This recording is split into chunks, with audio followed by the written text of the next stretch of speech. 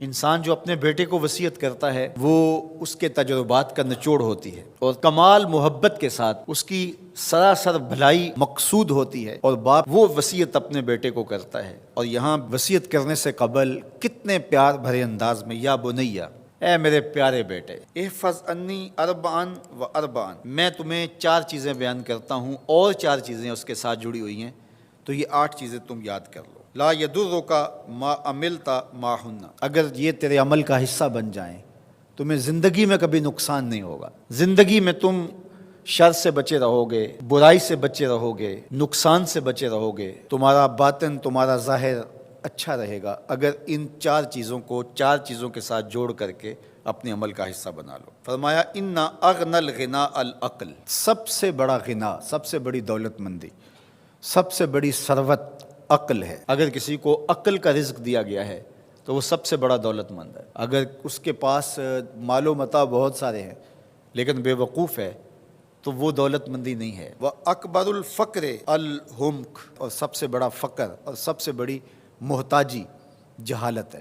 سب سے بڑی دولت مندی عقل ہے، اور سب سے بڑی غربت، سب سے بڑی غریبی اور سب سے بڑا فقر اور محتاجی بے وقوفی ہے۔ وَأَوْحَشَ الْوَحْشَةُ الْعُجْبُ، اور سب سے بڑی وحشت تنہائی عجب ہے، خود پسندی ہے، اپنے آپ کو دیکھنا کہ میں بہت کچھ ہوں۔ جو شخص اپنے آپ کو دیکھتا رہتا ہے اور وقت اپنے آپ کو ہی لوگوں کے سامنے پیش کرتا رہتا ہے بنا سنوار کے، وہ تنہا ہو جاتا ہے۔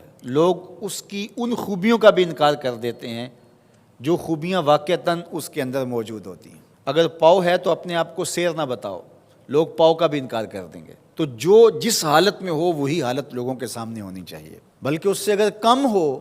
شیخ سعدی نے ایک بڑی خوبصورت بات لکھی کہ تم برے ہو لوگ تجھے نیک سمجھیں یہ بری بات ہے، لیکن تم نیک ہو اور لوگ تجھے برا سمجھیں تو کوئی فرق نہیں پڑتا، تم اللہ کی نظر میں نیک ہو۔ اس لیے تم اگر سیر ہو اور لوگ تمہیں پاؤ سمجھے تو کوئی فرق نہیں پڑتا، لیکن اگر تم اپنے آپ کو پیش کر رہے ہو تو لوگ تمہاری اس حیثیت کا بھی انکار کر دیں گے جو تمہیں حاصل ہے۔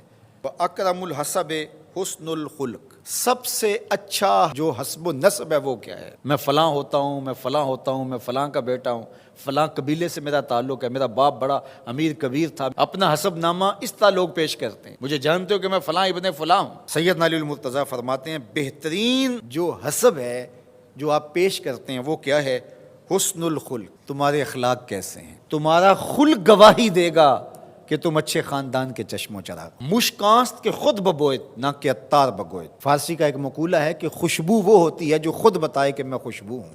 خوشبو بیچنے والا بتاتا پھر ذرا سونگھ کے دیکھیے یہ بڑی اچھی خوشبو ہے، ذرا سونگھیے، کہا یہ بتانے کی ضرورت نہیں۔ حضرت علی المرتضیٰ فرماتے ہیں تمہارے خلق کی خوشبو سے لوگ سمجھ جائیں گے یہ کون ہے، تمہارے اخلاق اتنے اچھے ہوں کہ لوگ پہچان جائیں تم کون ہے۔ تو بہترین حسب و نسب کیا ہے؟ اپنے بیٹے حضرت امام حسن رضی اللہ تعالیٰ عنہ کو بتا رہے ہیں، مجھے بتائیے امام حسن سے بہتر نسب اور حسب کس کا ہو سکتا ہے؟ رسول اللہ کی بیٹی کے بیٹے، امام الاولیاء کے فرزند ہیں، رسول اللہ کے نواسے ہیں، بنو ہاشم کے چشم و چراغ ہیں۔ تو انہیں یہ نہیں کہا کہ تم یہ بتاتے پھرنا، بلکہ کہا کہ تمہارا خلق گواہی دے کہ میں محمد کا نواسا ہوں، تمہارے اخلاق گواہی دیں کہ میں نے فاطمہ کا دودھ پیا ہے، تمہارا کردار گواہی دے، تمہاری شجاعت گواہی دے کہ تم علی کے فرزند ارجمند ہو۔ اللہ اکبر۔ پھر حضرت علی المرتضیٰ رضی اللہ تعالیٰ عنہ ان چیزوں کو بیان کرنے کے بعد فرماتے ہیں یا بنیا، اے میرے بیٹے، ایاک والمصادقہ الاحمق، بے وقوف شخص کی دوستی سے ہمیشہ بچنا۔ فإنہ یرید ان ینفعک فیضرک، وہ دل سے چاہے کہ تمہیں نفع پہنچائے لیکن اپنی جہالت کی وجہ سے، اپنی بے وقوفی کی وجہ سے تمہیں نفع نہیں پہنچا سکے گا، تمہیں نقصان پہنچا دے گا۔ کہا جاتا ہے کہ بے وقوف دوست سے دانا دشمن اچھا ہے، تو وہ اسی قول کا مفہوم ہے۔